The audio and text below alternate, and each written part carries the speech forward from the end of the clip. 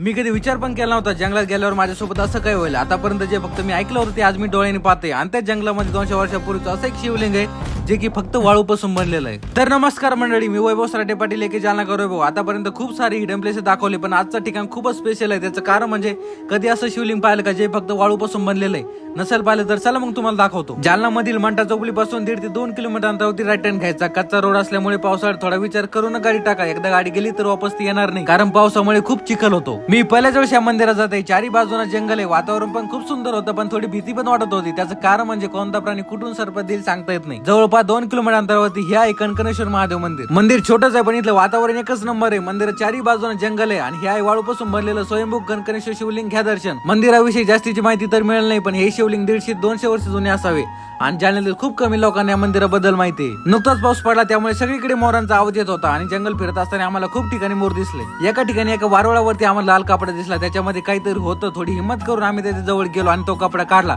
त्याच्यामध्ये एक लाकूड होतं जे की सापासारखं दिसत होतं. काही लोकांनी भीती दाखवण्यासाठी असे पराक्रम केले असावे. जंगलामध्ये फिरत असताना तुम्हाला काही ठिकाणी तुटलेल्या मूर्ती दिसेल, ज्या की आपण महालक्ष्मी म्हणून घरी बसवतो, पण त्यांना असं फेकून देणं हे काही योग्य नाही. इथलं निसर्गरम्य वातावरण तुम्हाला नक्की आवडेल आणि जाता जाता तुमच्या जिल्ह्याचं नाव कमेंट करायला विसरू नका.